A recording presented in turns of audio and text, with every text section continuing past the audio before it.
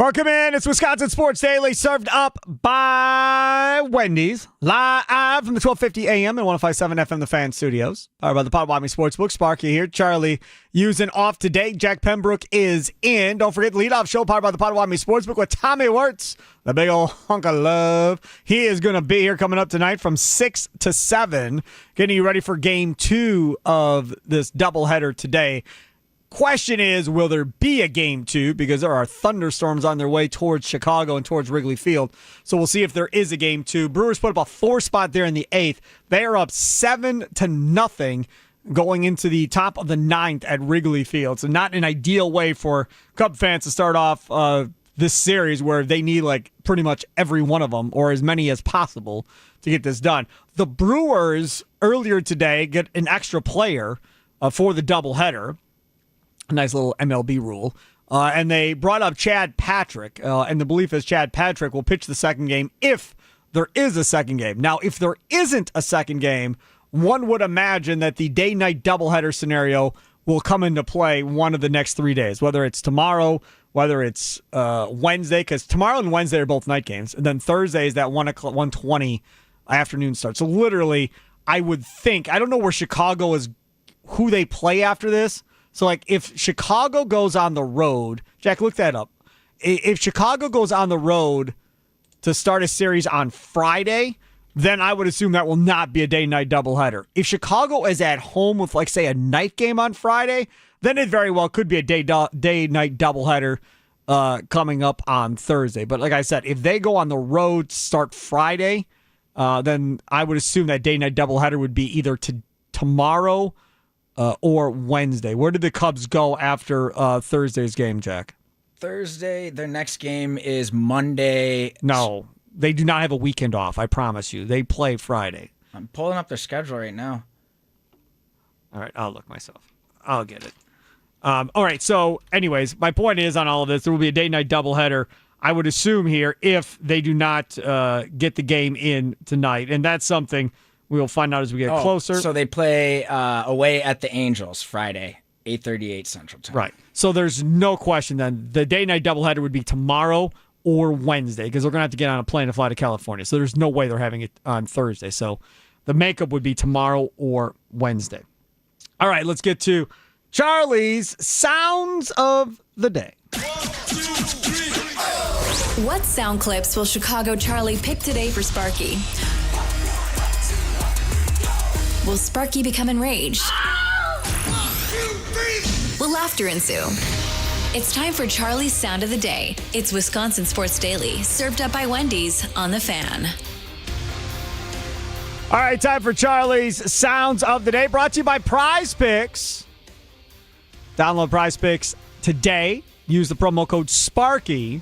Their first $5 lineup, they'll give you $50 more to play with. So again, download the Prize Picks app today. Use code SPARKY, SPARKY, and take advantage of that. All right, Jack Pembroke filling in for Charlie Usen. Where are we going first? We're going with one of the topics we brought up today about expanding college postseason, and it's Dan Orlovsky with a hot take. Something like this in college football or not? No, it's one of the dumbest things I've heard in relation to college football in the past couple of years. Why? The person who said it's like a mini March Madness, you don't play the games. It doesn't feel like basketball. You get destroyed in football. Number two, are we just going to put all the conference in? Like, can the whole SEC group get in together? The seventh team in the Big 10 last year was Minnesota, 8-5. Really good program, all that stuff. But we're going to put them in a playoff now. Yep. To play teams that have one loss. How many games are we playing? When does the season end? Are these 18 to 22-year-olds going to play 16, 17, 18 games? Yep. This is absurd to me. Yeah, I actually like it because Mike Tannenbaum, everybody. Look, what do we like about March Madness? Everyone has a chance. And to me, if you have more competitive regular season games because you know that you're going to get into the postseason, that makes more college football more competitive early. So I think the games would be less competitive in the regular season. They don't matter more. But you're going to play more difficult. They might schedule better games is what Mike T is trying to say. Look, the bottom line of it is this. College football, if throughout its history, basically the playoffs start in August, right? I mean, every single game feels like a playoff game. There are games every weekend awesome. you have to watch. That has been the beauty of the sport for as long as it has existed, and that would be my biggest fear, is that we would lose that if we were to go to something. That was my concern. It diminishes the regular season, right? Okay. So that's from ESPN, Orlovsky, Tannenbaum, Greenberg, all talking there. So first off, we talked about this a little bit earlier on, but his idea of, well, how many games are they going to play in the postseason? When is it going to start? Here, I'll help. It's going to start when the regular season ends, quickly thereafter, right? So if you have a Big Ten championship game, let's say first weekend in December, plus the Big Ten wants these other two Big Ten playoff games where the 3 plays the 6 and the 4 plays the 5. So let's say all 3 of those games get played the first weekend of December. The playoffs would then start, I think, right away that next weekend in December. So second week of December would be the playoffs, and then you'd play all the way through. There wouldn't be that month-long break like there usually is for bowl games, Jack. There couldn't be. You'd have to get going sooner. If there's 24 to 28 teams, that is. I think that's ridiculous. And anyways, so this next clip that's coming up is from Young Ho Lee from the Giants, and it's probably the best catch I've ever seen since maybe Willie Mays.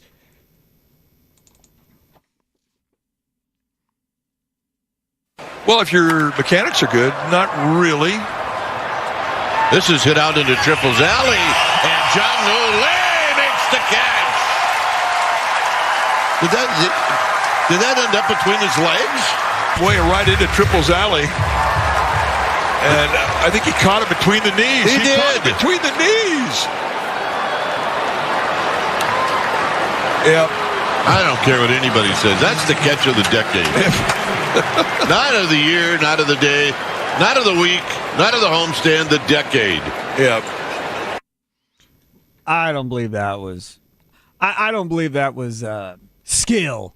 I believe that was luck. I'm pretty sure if you ask him to do that same thing again, I don't think he comes up with it again. I think there was some luck. He threw the glove where he ended up throwing it and ended up catching it. It's reminiscent of the Antonio Freeman catch. You know, you just kind of bobbling all over the place, getting up. It landed on him. It landed on his abductor, up, and then landed in between his 2 knees, and he just clenched. Yep. And it was perfect. Correct. Yeah, there was definitely an element of luck there, which is fine. Why is Grant Anderson back into this game again? Seriously.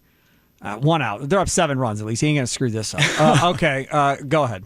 So our next and last one is Victor Robles in AAA. This here, man. Go ahead. Play it. Okay. And out to Halter at third back in inning number 1. And the first pitch from Estes. Swung on and fouled off on a pitch that hit him. He picks up the bat and throws it at Estes. He's been tossed. He is yelling at Joey Estes, and now he runs towards the mound. And now. All right, so Robles throws the bat. And again, Robles was in the Nationals organization at one point. He got sick of being hit. And I understand it, right? You get it so much, whatever. So it looked like it was a fastball up by his hands, up by his head area. It wasn't like by his head, but more by his hands. So he goes back behind the catcher and whips the bat at the pitcher, at which point then now he's starting to think about charging after the pitcher. Everybody comes running out onto the field.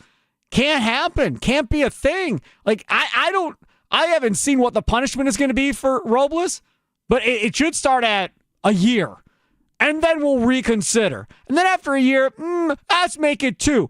There's no chance that dude's playing baseball the rest of the year. He's in a minor league system, a minor league team. The season's almost over anyhow. You're done for the year, and you're done for the first month next year, too, if you're on a minor league squad. He kept throwing stuff as he was leaving the dugout. He was throwing more stuff? Throwing more stuff. Gear, water bottles, everything. At the end of the clip, they're like, and he's continuing. Yeah, he's done. There's just, you can't put him back out there, man. There's just no chance. You're done for the rest of the year, and I would carry the suspension over into next season as well. You have to make sure that this is a deal where there's no question that he is suspended. All right, that'll do it for the sounds of the day. The Brewers get a win, 7-0 over the Chicago Cubs. We'll talk about it coming up next. Wisconsin Sports Daily, served up by Wendy's, live from the 1250 AM, 105.7 FM, The Fan Studios, powered by the Potawatomi Sportsbook. Sparky here.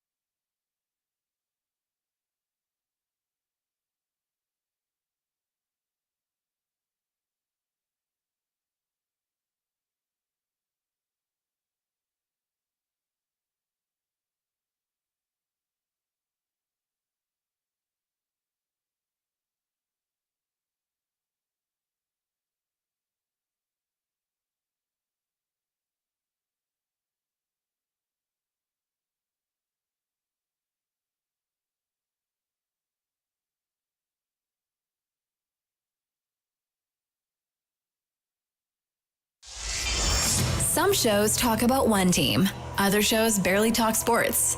This show will talk Packers, Brewers, and Bucks every day.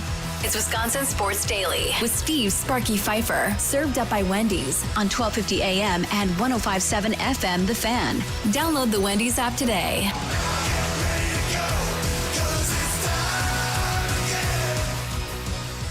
How are we doing? Hour number 3, broadcasting live from the 1250 AM at 105.7 FM The Fan Studios, powered by the Potawatomi Sportsbook. Sparky here, Charlie using other side of the glass. Happy Monday, Brewers. Woo! 7th spot to nada by the Chicago Cubs. Brewers win this one 7-0 over the Cubs. And you want to talk about something special going on here. This Brewers team essentially said, you know what? We're not going to try and win this as much as we possibly would if we were playing, somebody else in a different situation. We've won 14 games in a row. We're not going to really pitch anybody of merit in this game yesterday as far as coming out of the bullpen. And we're not really going to have to play anybody a ton. We're going to put all of our scraps out there to be in the lineup. And if we lose, we lose. Well, they did lose. Grant Anderson couldn't get the job done. And quite frankly, I think Jake Bauers might have been the next option to pitch had they even got through that inning yesterday. But today, the Milwaukee Brewers did what they were supposed to do.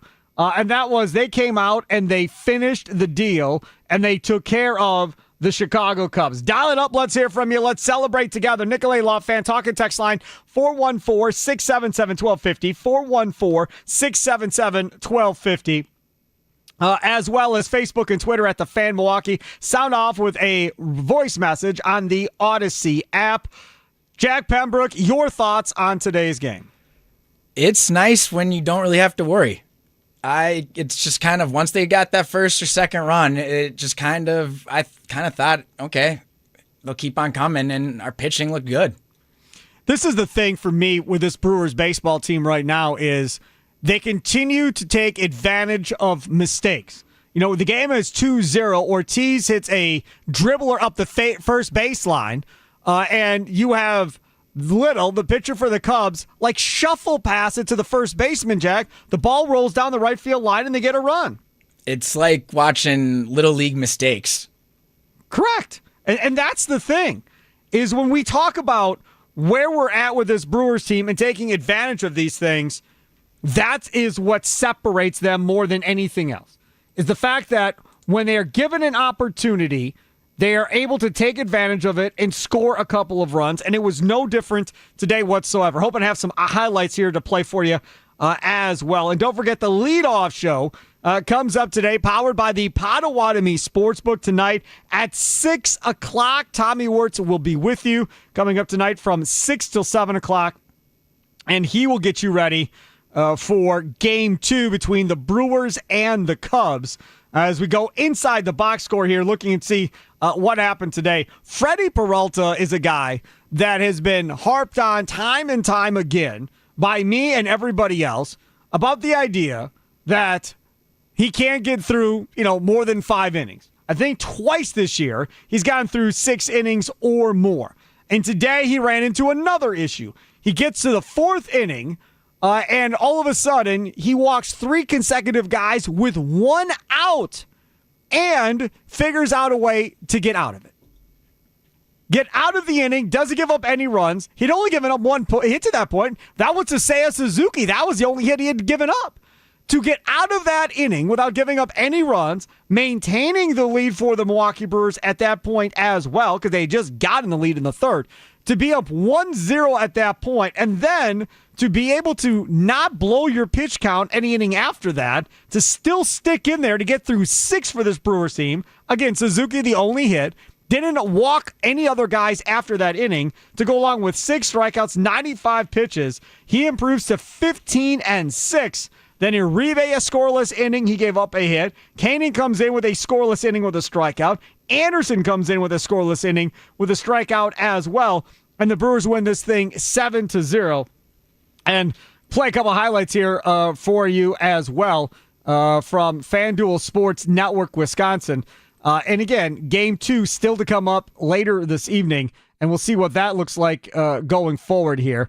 Jack, do you have highlights over there, or yes or no? Because I see no highlights in the sound folder. Okay, I've got all the highlights. I've got good. All right, let's start off then playing the first home run of the game. Bryce Turang. Bryce Turang's 13th of the year. Fly ball to left, got some carry to it. Casey's back, looking up, and Turang goes deep again. The power surge of Bryce Turang, his 13th home run. And the Brewers strike first. Two. Okay, that was a great home run there, obviously, by Bryce Turang there in the third to give him a 1-0 lead. Then Caleb Durbin comes up there in the 5th inning with a 1-0 lead. Sends that one deep in the left. Durbin's going to watch it fly. Tape measure job by Caleb Durbin. 2-0 Brewers. Durbin's 7th of the year.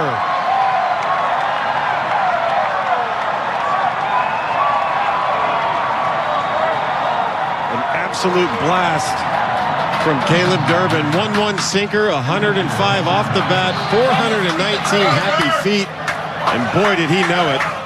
He did. And that highlight, courtesy of FanDuel Sports Network, Wisconsin there. You have B.A. and Tim Dillard both on the call there for the Milwaukee Brewers.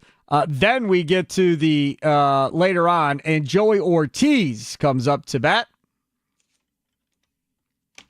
Ortiz shoots one right side, gloved out by Castro, not in time.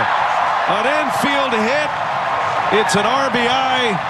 Bases are still loaded, and the Brewers lead 4-0.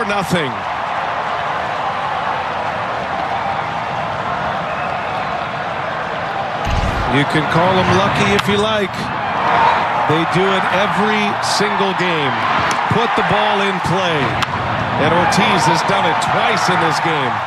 Right, twice, because the first time Ortiz did it was back in the 6th inning where there were runners on first and second. Ortiz hits kind of I guess it was one big hop, and then it kind of died on the infield rolling towards first base. Little comes running over to field it. Ortiz, Little, and the ball almost kind of all get to the same point on the baseline at the same point. He runs by, he picks it up, shuffles it past the first baseman down the right field line. That's how they get their third run. Then Ortiz there. That was more legitimate infield single. The second baseman had to range into the outfield grass to get that ball in order to make that play, and obviously wasn't able to at the end of the day. So that makes it 4-0. Bryce Turang comes up after that one. His average Joes are getting it done once again. Now Turang with a base hit into right field. Station to station they go. It is 5-0 Brewers. Bryce Turang wasting no time. Clean single to right to drive in a run. Second RBI of the day for Turang. Think about this. So the scoring today, right? You have a Turang homer, a Caleb Durbin homer, Ortiz with 2 infield singles, Turang with a single, and Durbin are the fielder's choice to score another run. And then Ortiz scores on a Hollowell wild pitch. If at the beginning of the year I told you our scoring was going to come from Turang, Durbin, and Ortiz in order to score 7 against the Cubs in August, with Durbin and Turang both hitting home runs, you would have said you have a better chance of winning the lottery, Sparky. There's no chance that's going to happen in August from both of those guys. Nobody was asking or thinking that Bryce Turang was going to have home run power all of a sudden here in the second half. And again, I don't know what changed. I don't know what is going on. But now to be at 13 home runs, when I think a lot of people thought Turang was probably more of a 5 to 10 home run guy, it looks like now, and again, we'll see what happens next year and the year after that. But Turang might just be a 15 to 20 home run guy. And if you're hitting 15 to 20 homers as a starting second baseman with unbelievable defensive skills to get the platinum glove last year, that makes you very, very valuable. I would have put you in a straitjacket if you had told me all those guys were going to be hitting RBIs and bombers this late into the season. They're playing really, really well right now. And this Brewers team continues to get it from all aspects. Again, doing it again without Jackson Chourio at this point. As we go inside the box score, Lots to get into here. Bryce Durang, 2 for 5, a run scored, couple of RBIs to go with that home run. Caleb Durbin, 2 for 5, a run scored, 2 RBIs to go with his home run. Durbin, 7th of the year. There's a chance that Caleb Durbin is going to have 10 home runs before this thing is said and done. And again, prior to the season, I would say maybe 3 to 5 for Caleb Durbin, kind of like Frelick. William Contreras, 0 for 4, a walk and 2 strikeouts.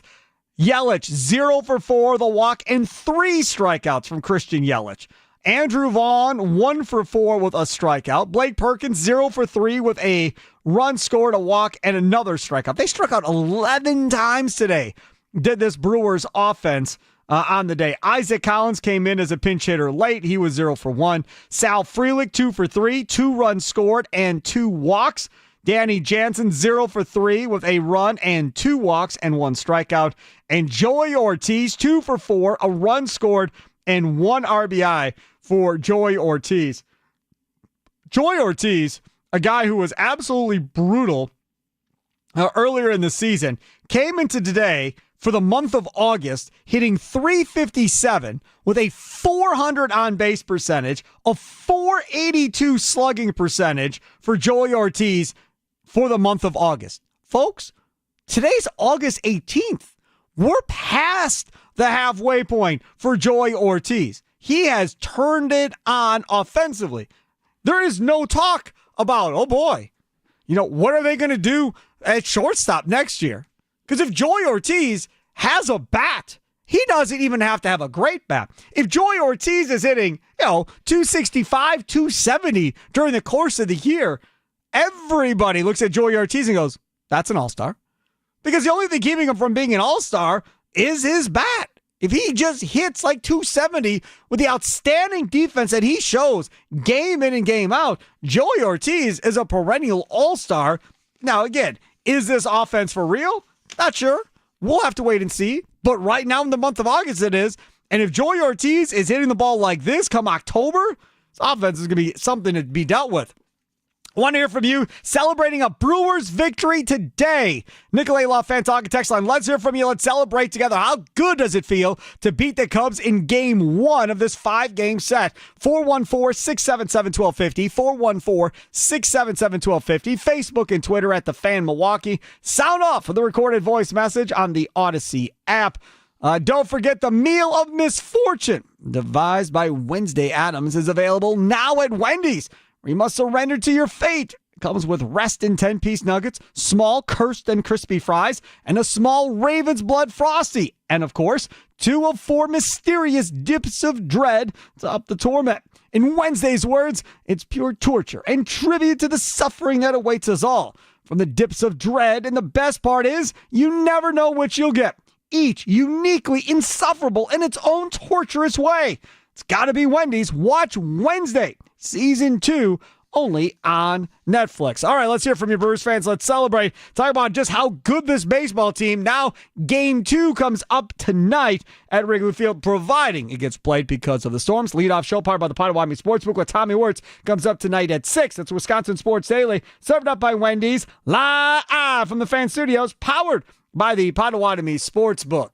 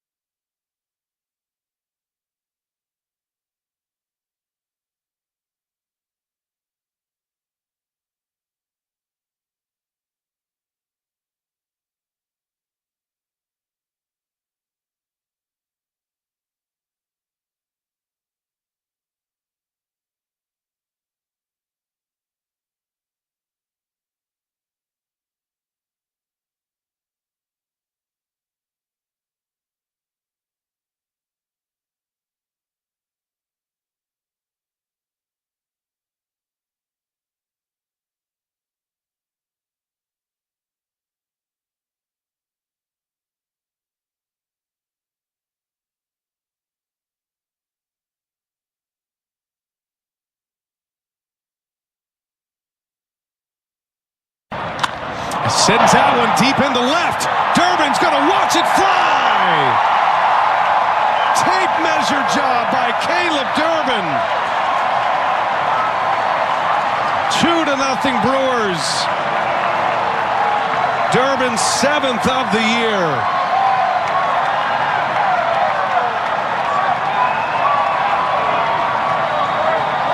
An absolute blast from Caleb Durbin. 1-1 sinker, 105 off the bat, 419 happy feet, and boy did he know it. Just amazing stuff. Amazing stuff. Highlight there courtesy of FanDuel Sports Network, Wisconsin. Brian Anderson and Tim Dillard on the call. I just say how nice it is to have BA on the call of a big series, right? Big series. And nothing against Levering. I think Levering is really, really good at what he does on TV as well. But there's something about BA making that call of these highlights here against the Cubs. Again, it is expected that this thing is going to get washed out tonight, Game 2. We will see officially as we get closer to game time. There is a chance that this thing could be made up as a day-night doubleheader tomorrow or Wednesday. It's not going to be Thursday because it's a travel. They're going to play that 120 game. I'm planning to go to California to play the Angels. Jack looked ahead at the schedule earlier on. Jack Pembroke in for Charlie Usen today. All right, opening up the phones. Let's go. Let's talk about this Brewers victory. How excited are you, Brewers fans, about this as the Brewers now get that lead extended out by yet another game over the Chicago Cubs? Nicolay Law Fan Talk and text line 414-677-1250, 414-677-1250. Facebook and Twitter at The Fan Milwaukee. Hot Take Jake, whoever that is. He joins us next here on the Nicolay Law Fan Talk and text line. What's up, Jake? Spark Daddy, come on, man. I've only been calling you for about 2 decades now. Well, it's been a while, Hot Take Jake. It's been a while. It's been a minute. I know. I can sense the playfulness there. What you got? But, man, this team is just, it's so much fun. You know, pretty much my entire life since I've been following this team, which is like the mid-'90s on, they've been built around the home run. And I think part of that is the reason why I was so low on this team coming in. But it didn't take long for this team to become my favorite Brewers team ever because I guess I just never knew how much fun baseball could be when you just kind of play it this way where you take chances, you got to do the little things. And this team is just like they're a hybrid of like Moneyball A's and the Indians from the movie Major League. They're just so likable. And it's just, it's crazy to me. I keep forgetting that Jackson Chourio is not on this team anymore or right now. So, yes, you expect some of that, you know, regression to the mean on some of these guys, but then hopefully you make up with it with Jackson Chourio to kind of come up with a little bit more of the power and the speed when he comes back. And, long before the 2 long winning streaks, this is just, I mean, it's my favorite Brewers team ever. Just win 1 more in this series and you're fine. If you win 2, it's likely over for the Cubs. If you win more than 2 more, you might just like psychologically end them too. But that's all I got for you, buddy. Shout out to the Winklerverse and all the rest of the basement boys. Love you guys. Indeed. Take care. Hot Take Jake joining us there on the Nicolay Law Fan Talk and text lane. Listen, when we talk about ending them psychologically, did y'all see Kyle Tucker today? That dude's toast. I mean, you want to talk about being in a bad spot mentally right now. These Cub fans are booing him yesterday. They're booing him today. Like, he is taking some real legitimate abuse right now. This dude, you traded a damn good prospect for, who's playing really well right now for the Astros and Cam Smith. And he is a free agent at the end of the season. And he's expected to get a contract north of $500 million possibly. Now, I don't think it's coming from the Cubs because that's not the Ricketts way. But if it was going to come from the Cubs, going to be hard to justify now to the owner if you're falling apart down the stretch here and not stepping up and playing big in big series. As is, it's been a minute since you've seen his power. So now he's feeling the added pressure. He's your best player. So if he is pressing, it's only going to be natural that those around him press too. Then you've got a manager who is the highest paid manager in baseball. And he had a 5.5 game lead with this squad just earlier on in the season, has blown that completely down the stretch. Now, part of it is not his fault, right? He can't control the Brewers getting red hot like insanely hot. That's not his fault. But when the White Sox have a better record than you since the trade deadline, or right around the same record in that town, that's not good for you either. Then on top of that, Jed Hoyer, he gets a contract extension. He got a contract extension.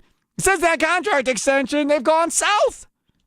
And we had on the morning show guy for The Score, David Haw. And it happened that day. He's like, oh, Jed Hoyer got a contract extension today. And I said, for what? And he was like, oh, come on. Like they're going in the right direction. Here we go. And that's back when he was saying MVP Crow Armstrong is what he was calling him. Those days are done. Ain't mean no MVP and Pete Crow Armstrong at this point. So I don't think they have to necessarily win 3 or 4 or 5 games in this series to end the Cubs mentally. It appears the Cubs have ended themselves mentally already. I think they're already in a really bad spot. Even if the Cubs win 3 or 5 in this series, I still think they're mentally done. Now, game 2 tonight, Chad Patrick against Jameson Taillon. I'll be honest. I don't have much faith that Jameson Taillon is going to keep this Brewers offense in check tonight if this game gets played. Chad Patrick showed that he was pretty good up until the last start or so for the Brewers. The last time he was up here at the beginning of the year. Now he's been stuck down in AAA. So if this game gets played, and there's likely chance that it's not going to, but if this game gets played tonight, Patrick versus Taillon, I feel pretty good about the Brewers' chances going into tonight's game that they can figure out a way to maybe get a sweep to start this series. And God help everybody in Chicago if the Brewers start off with a doubleheader sweep in this series, Jack, as far as what it's going to look like tomorrow at that stadium. It'll be the people with the pitchforks and the torches coming out all over Wrigleyville.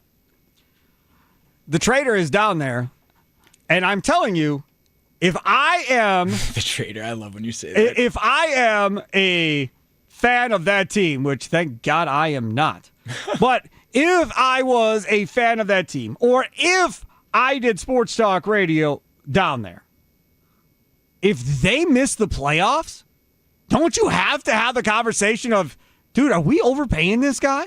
Like, are we paying this dude too much money? Was it really all him because of all that success they had under David Stearns at Craig Counsell? Was it really Craig Counsell in Milwaukee? And why do we get the Trader and they get Craig Counsell? What happened to the guy that was managing him? When Sparky called him Craig Counsell, he was a lot better. Since Sparky started calling him the Trader, the Brewers have absolutely owned the Cubs in this division. You're right. Right? You're 100% correct. I like to call him the Whitefish Bay Wanderer because I'm a little nicer, but you're on point. Can't argue that. That's to me, that's where I'm at with this whole thing. And right now, as we sit, to include the result today of the Cubs, they are 4 games up on the Cincinnati Reds right now. They are the number 1 wild card by a game over the Padres right now. And that's it. Just 1 game. And they're about 3.5 or so up on the Mets for the 3rd wild card. Mets only a game and a half up on the Reds at this point. So I'm not going to sit here and tell you they're going to blow it and not be in the playoffs. But 4 games, that's not a ton. With a month and a half left, folks, it's not a ton. If they were to somehow stumble and screw this up before this is all said and done, that would be crazy town stuff. It's believable. This team looks to have lost juice. Juice? Yeah, the Cubs juice. What do you mean by that? It kind of, so like in track, when you overtake someone in a race, you can kind of see their shoulders drop and they start to what's called rigging. That's kind of what I'm seeing. They don't believe that they can come back. Absolutely right. Yeah. Absolutely right. They don't believe that they can come back. Yes. There's no question. They have serious doubts. So we'll see what happens. So the Brewers get a 7-0 win today over the Chicago Cubs. And again, as a Brewers fan, you're feeling really good about the situation that you are currently sitting here over that team. The other part about this is if you just look at the actual standings here in the NL and what it looks like, they have a 9-game lead back on the Chicago Cubs again. The run differential, they are plus 168, folks. There's only one other team in baseball over 100. Only one, and that's the Cubs at plus 110. In the AL, with the vaunted, Blue Jays plus 53, the Red Sox plus 94, the Yankees plus 99, the Tigers plus 80. In the West, nobody's better than 50, and that's the Rangers. In the National League, the Phillies plus 83, the Dodgers plus 88. It's not even close. They're at 168. That Red Series helped. We scored 33-6 runs. Sure. Though.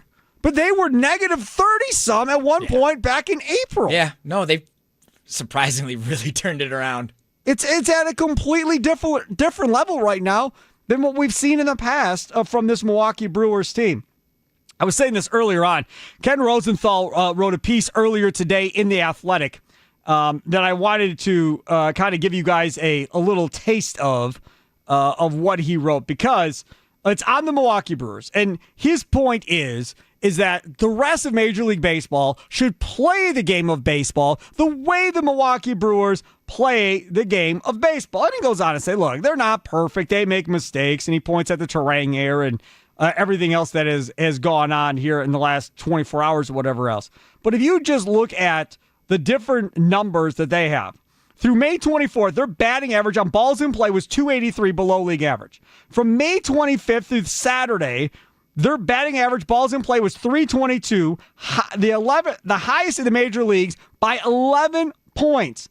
Their overall batting average, slugging percentage, and weighted on base percentage all exceeded their expected numbers by rates that ranked first or second in the league since May 24th. That included slugging percentage if you were paying attention, which since the trade deadline, when everybody said they needed power, including yours truly, and was livid that they didn't get any power, they've been doing nothing but hitting home runs and really driving the ball really well. The Brewers, in the last 2 years, have ranked first in Fangraphs base running metric. In both, they have been top 5 in both defensive efficiency and StatCast's new team-level fielding metric. In both, they've flashed occasional power, but still ranked in the bottom half of the league in homers. Last year's club, which won 93 games, was not as good as this one. Through Saturday, the Brewers had dramatically improved their strikeout rate from 18th last year to 5th this year. Contact rate from 11th last year to 5th this year. They also had widened the gap to the next best base running team by improving their extra base taken percentage from last season of 13th to second best in baseball this year, reducing their outs on bases from the 4th highest in baseball, getting thrown out of the bases, to the 2nd lowest this year. Pat Murphy's got to win Coach of the Year again. I mean, I don't know what else you want. The Brewers entered Sunday ranked 3rd in the majors in ERA, and they just threw a shutout today. Again, I don't know what more you want to see to say that this appears to be very, very real at this point. Chourio gets hurt. They're 14-1 since Chourio got hurt. They get Andrew Vaughn in that deal. Hoskins goes to the IL. They're 28-5. Folks, you can't make this stuff up. Nicolay Law Fan Talking text line 414-677-1250, 414-677-1250, Facebook and Twitter at The Fan Milwaukee. Sound off with a recorded voice message on the Odyssey app. You can also message us right there on YouTube as well. Search The Fan Milwaukee. Q says, Craig Counsell, the biggest front runner in sports history? Question mark.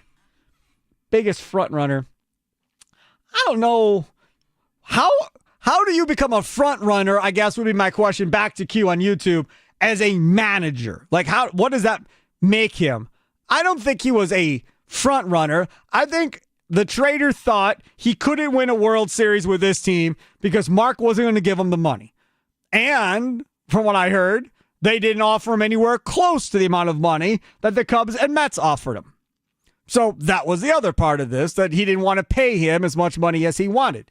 Now, maybe Mark's reasoning was he believes in the system that they have in place, doesn't think it matters as much, maybe as far as what the manager can do, and didn't want to spend a ridiculous amount of money on the manager of the Milwaukee Brewers, and didn't want to make him the highest paid manager in baseball in the smallest market in baseball. That very well could have been Mark's reasoning. I have no idea. But I don't think I'd call him a front runner because he wanted to go somewhere that had a larger payroll that was going to make him the highest paid money in baseball. I don't think I'd go there. Let's see where we going next. Tony in Texas. You're next on Wisconsin Sports Daily, served up by Wendy's. Joining us on the Nicolay Law Fan Talk and Text line. What's up, Tony? Sparky, long time no talk. Good to talk to you. You and I are both basketball guys, too. I've been saying this for years. The Brewers got to zig when everyone's zagging. Remember when the Warriors won it that first year, Spark? They just had a pretty good team before that. Yep. And then all of a sudden they just focus on three-pointers. Steve Kerr came in there, ball movement, and just a different style of play. That's what I see with our Milwaukee Brewers. They don't have the payroll for these big bombers like Ohtani and Aaron Judge. You got to play ball a different way, utilize your strengths. Yes, Craig Counsell is Benedict Arnold. You are right, Sparky. I wouldn't call him a front runner. He's kind of like a Mike Budenholzer type. There's people behind the scenes that are helping him out, but that's what the Brewers are doing, Spark. They're utilizing their resources, and they're doing it at a high end right now. Their pitching is awesome. They have awesome pitching. I think the difference, I think there is I get what you're saying as far as comparing them to the Warriors. I would say the Warriors did something that had never been done as far as change the way the game of basketball is played. Like, we've never seen it to that extreme with a three-point shooting. No one's baseball like this anymore, Sparky. But it's almost like the 80s, like the correct. Cardinals of the I'm a little older than you, yes. but no, Cardinals you're right. Did that. The Whitey Herzog Cardinals. That's who they're doing. Vince Coleman, Willie McGee, those guys. That's exactly what they're doing. That's what my point was. The Golden State is something we had not seen before, period. Here, he's going back to an old school of baseball and trying to play it this way against all these analytics people and everything else and winning that way. Yeah, I mean, I agree. I mean, yeah, what the Warriors did was crazy. And I put this Brewer winning streak, what I'm seeing right now, kind of like there's two. I'll compare them to our other two state teams. The Packers of 2011, that was just on that awesome run. They lost in the playoffs. And then that Bucks team of 2019, Spark, when they were just running through everyone, they lost to the Raptors. I felt like every game, those two teams would never lose. And that's how I feel about the Brewers right now. Okay, the Raptors, that's bad juju for me. I don't want to talk about that. I'm just going to get in a bad mood. They were up 2-0 in that series. I'm on the air doing post-game saying they're going to sweep regular them. Season, they were tough, though. Those were. Bucks were winning with Eric Bledsoe, I might add. Correct, with Eric Bledsoe. Tony, thanks for the call. I appreciate it. The 2011 Packers had no defense. They would get turnovers here and there to save their butts, but every quarterback in the league was throwing for over 300 yards on them, and you knew eventually at some point that may catch up with them. But yeah, the offense was spectacular that year in 2011 for sure. And I would argue, and I didn't want to keep Tony on the line for this because I didn't want to go back and forth with him in case he disagreed with me, and I don't know if he does or not. I would argue the Warriors ruined the NBA by tacking up all those damn three-point shots, and now we're starting to get back to trying to get this thing back away from shooting so many threes because so many teams are disappointed. I just had on NBA TV over the weekend, and they were showing a replay of the 96 playoffs between the Bulls and the Magic. So you got Michael, Scotty, Rodman, a young Shaquille O'Neal when he cared about his body, Penny Hardaway out there, all of that, right? The young team that beat the Bulls in that series. Correct. Yeah. And that there was the basketball that I really liked watching. I'm watching that game, and my 9-year-old's watching it, and I was like, see, if it looked like this again, I'd be much more happier. Now, I'm happy because we have an MVP guy in Giannis. I can watch Giannis play all day. I don't care what style of basketball they play. But that style of basketball, to me, was far better to watch as a product than just shooting up 45 threes a game. I miss the mid-range as much as you do. Yes, I don't know. Drives me nuts. Here's Jack Pembroke over there. Steve Sparky Fiver here. Dial it up. Let's celebrate a Brewers win. Nicolay Law Fan Talk and text line 414-677-1250. 414-677-1250. Comment on YouTube as well. Subscribe, like, share on YouTube. Search The Fan Milwaukee. We got videos. We got shorts. All that fun stuff right now on our Fan YouTube page. We'll get back to more of your calls and comments coming up next. Don't forget the Potawatomi Sportsbook. They are now providing shuttles to Brewers home games the rest of the year. That's right. All you have to do is have a same-day wager or buy something, a purchase of some sort, inside the Potawatomi Sportsbook. You can get on the shuttle. It starts 1 hour before the game, and the shuttles run to 1 hour after the game. Think about it. You can pay for zero money in parking, right? Pay at the parking garage. To go over on the Skywalk, make a wager or two, maybe on that day's game. Why wouldn't you bet the Brewers to win at this point? and then hop on their shuttle, take it on over, come on back, cash in your winnings if you win. Maybe have a late night snack at the Potawatomi Sportsbook Kitchen. All kinds of great food, all day brunch, 48 beers on tap, dozen different specialty cocktails, homemade desserts and pastries. Man, that's where you want to be. So take advantage of it. The Brewer shuttles to and from home games the rest of the season. Tell everyone that you know.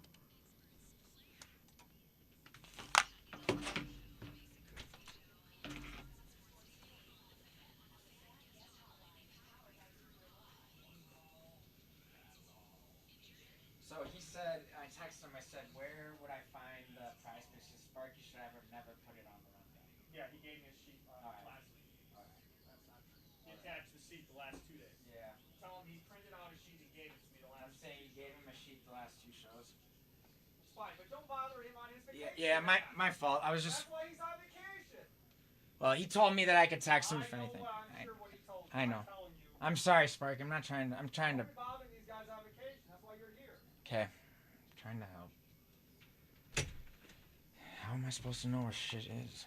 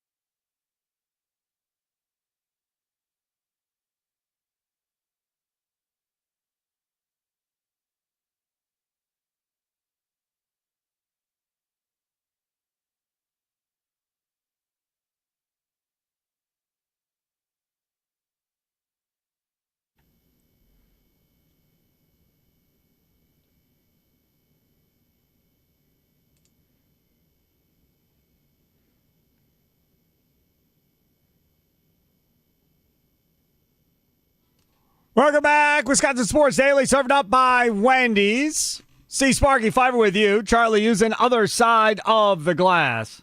What a day for the Milwaukee Brewers. 7-0. The Brewers get the victory at Wrigley Field, Game 1. 2. Fly ball to left, got some carry to it. Casey's back, looking up, and Terang goes deep again. The power surge of Bryce Terang, his 13th home run. And the Brewers strike first. Crazy. Absolutely crazy. The power surge that Bryce Terang has been on. He hits a home run. Caleb Durbin hits a home run. And the Brewers win, again, 7-0. Freddie Peralta actually goes 6 innings. If he doesn't walk 3 in a row there in the 4th inning, I believe Freddie Peralta probably could have gone 7 or 8 innings maybe in this game because he wasted so many pitches where he just kind of got all out of a whack there in the 4th inning. And then to be able to get out of that inning without giving up any runs because it was 1 out, bases loaded after you walk 3 straight. To get out of that and then come back, pitch 2 more innings, not give up another walk, and keep your pitch count under 100 to get through 6 to allow Uribe and Koenig to come in along with Grant Anderson to maintain that shutout was really something for sure there. Here is a quote as far as things that we missed today that was sent to me. This is from Jesse Rogers from ESPN. Are you ready for this? Pat Murphy talking about the Cubs. Okay. Quote, they have all-stars, MVP candidates, veterans, Gold Glove winners, world champions. What don't they have? They're not the underdogs. Trust me. In response to Jesse Rogers of ESPN, that's Pat Murphy talking to him. Listen here.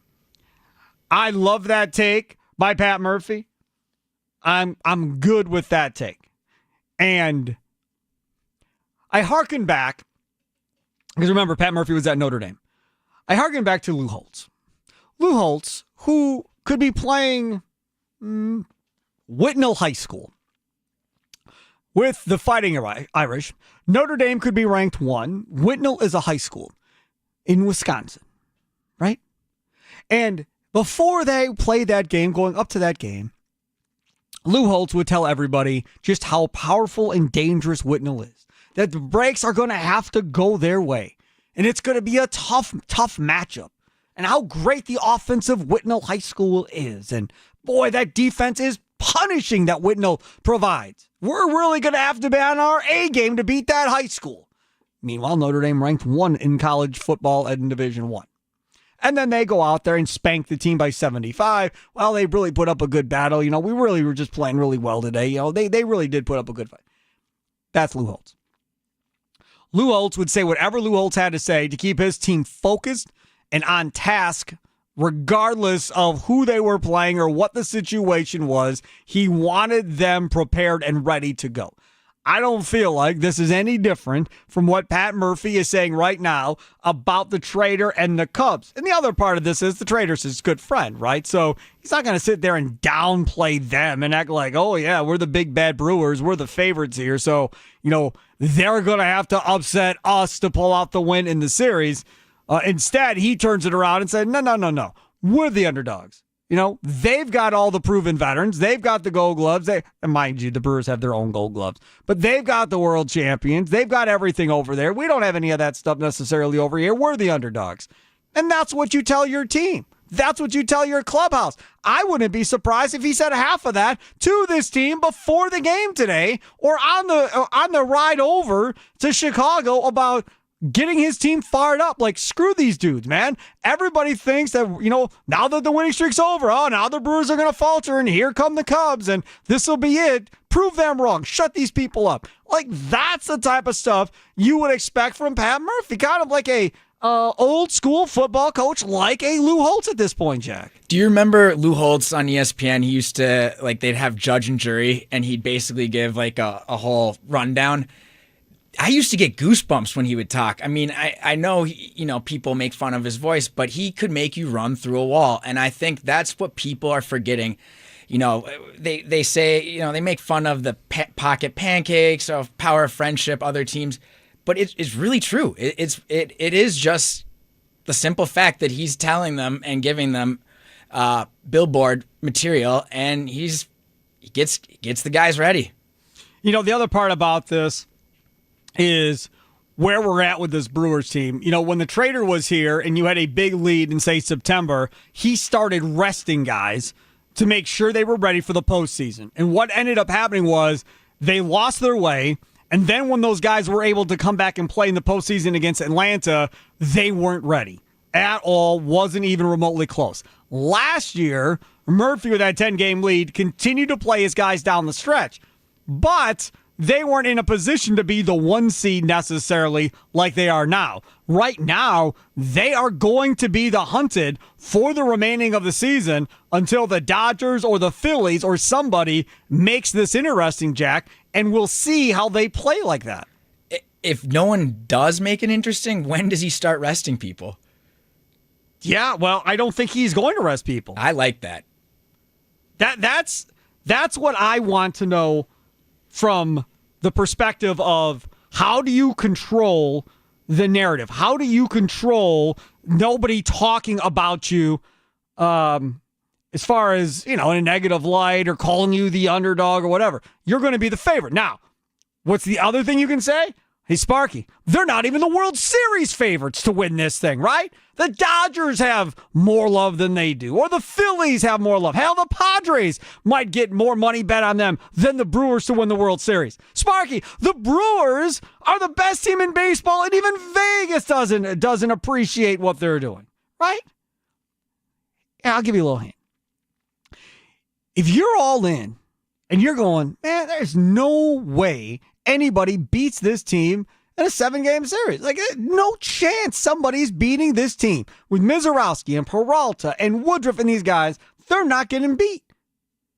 Go down the Potawatomi Sportsbook, put your money where your mouth is, and win some money if they win this thing. Like, at this point, you're still getting really good odds if you go down to Potawatomi and bet them to win the World Series. You're still in a situation to make money because they're not going to be the favorite. And even if they're in, let's say it's middle of September and they're up by 10 games on the next closest team in the National League, not the Central, all of the National League, I bet you even then they aren't going to be the favorite at the end of the day. So if you're Pat Murphy, you could just use that the rest of the year. Like, yeah, we're great. Yeah, we got a bunch of wins. Yeah, we're way out in front for the 1 seed. But you want to know something?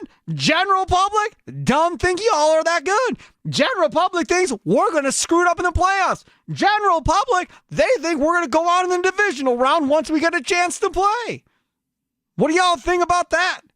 Right? So that is how you turn it in to motivation. Because if you're Murphy, if you're going to hold this big lead the rest of the way out, which they very well might, over the NL and the Central, how do you keep these guys motivated? How do you keep these guys focused so when you get to that point? The other thing that has not been talked about, and we will be talking about for sure come the end of September, is you're going to get a bye. So that's something else that is not common necessarily, where you're going to have practices probably at American Family Field, a practice or two, waiting to get back out to play a real game.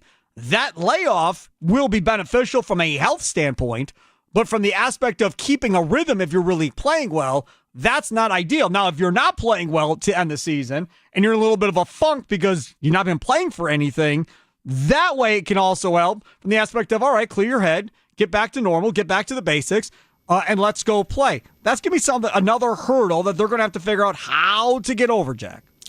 I'm a little concerned too, because when you are that far ahead, and if they are that far ahead of anyone in the NL, and you do rest some people and you get that bye, you kind of question, okay, is that going to screw up with the chemistry? Are these?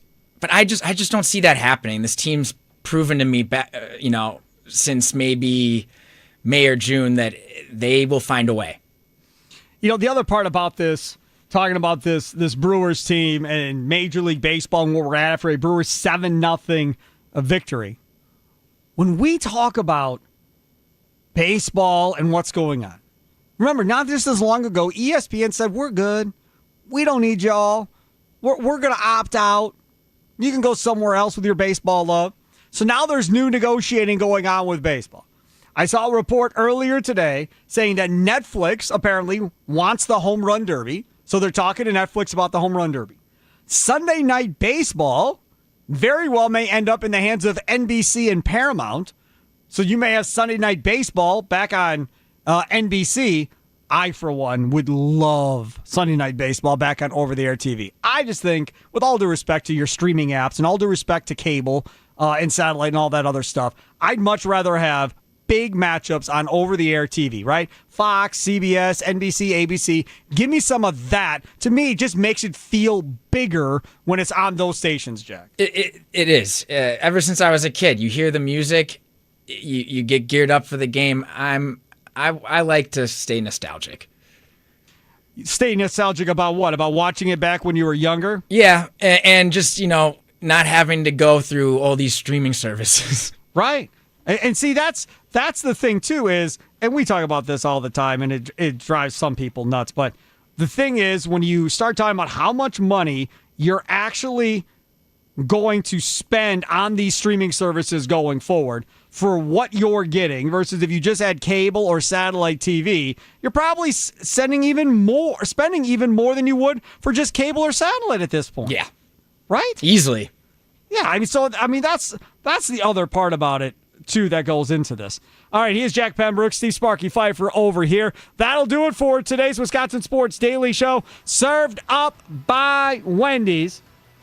Live from the 1250 AM on 105.7 FM The Fan Studios, powered by the Potawatomi Sportsbook. Don't forget Prize Picks, baby. Download the Prize Picks app today.